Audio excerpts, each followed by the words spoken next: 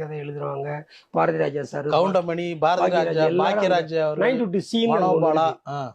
நாங்க அந்த ரூம் பாயா இருந்தோம். அந்த எல்டாம்ஸ் லாட்ஜில் ரூம் பாய். அங்கே பாக்கியராஜ், கவுண்டமணி அவங்களாம் ரூம் தங்கியிருப்பாங்க. நாங்கள் கீழே ரெஸ்டாரண்ட்டில் அவங்களுக்கு டிஃபன் சாப்பாடு கொண்டு கொடுக்கறது அங்கே ஒர்க் பண்ணியிருந்தோம்.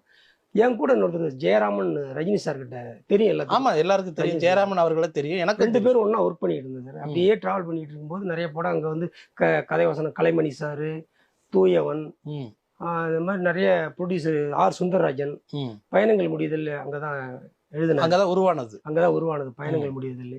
எல்லாருமே அங்கே வருவாங்க. அந்த பழக்க வழக்கத்தில் நாங்கள் வந்து சார் நான் சினிமாவில் சேரோன்னு கேட்டோம். சரிப்பா அந்த மாதிரி சினிமாவில் சேர்னா ஒரு கார்டு எடுக்கணும், ப்ரொடக்ஷன் கார்டுன்னு சொன்னாங்க. அப்போ வந்து 500 ரூபாய். எங்கள் சினி ப்ரொடக்ஷன் அசிஸ்டன்ட் கார்டு வந்து 500 ரூபாய். நானும் எடுத்துட்டேன். ஜெயராமன் ஃபஸ்ட்டு எடுத்துட்டாரு, 2வது எனக்கு எடுத்தார்.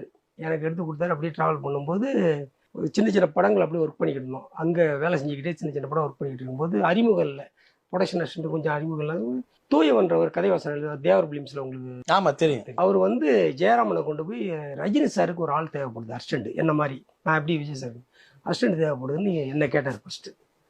நான் கொஞ்சம் தயங்கிட்டேன். நம்ம இப்போ ஷூட்டிங்கில் விளைஞ்சா நல்லா அடுத்தடுத்து போய்கிட்டே இருக்கலாம், அவர்கிட்ட லாக் ஆகிட்டலாம், படம் இல்லைன்னா என்ன பண்ணுறது, அந்த கான்செப்டில் நான் வேணான்னு சொல்லிட்டு. எப்போ அதுக்கடுத்து 85. சரி, ரஜினிக்கு படம் இல்லாமல் போச்சுன்னா நம்ம லைஃப்பை நானே கரெக்டாக அவரை போய் ஜாயின் பண்ணிட்டார் ஜெயராமன் அவர்கள். ஜாயின் பண்ணோடனே அவர் நல்ல அருமையான கேரக்டர் ரஜினி சார். ஒவ்வொரு மூமெண்ட்டும் என்கிட்ட வந்து ஜெயராமன் சொல்லுவார், என்னை அப்படி பார்த்துக்கிறாரு. இப்படி தனியாக காரில் போகும்போது கேட்பாரான் அவரை, உனக்கு அப்பா அம்மா யார், என்ன ஏது, என்ன பேக்ரவுண்டு, என்ன எல்லா வசதியும் அவர் பண்ணி கொடுத்தாரு.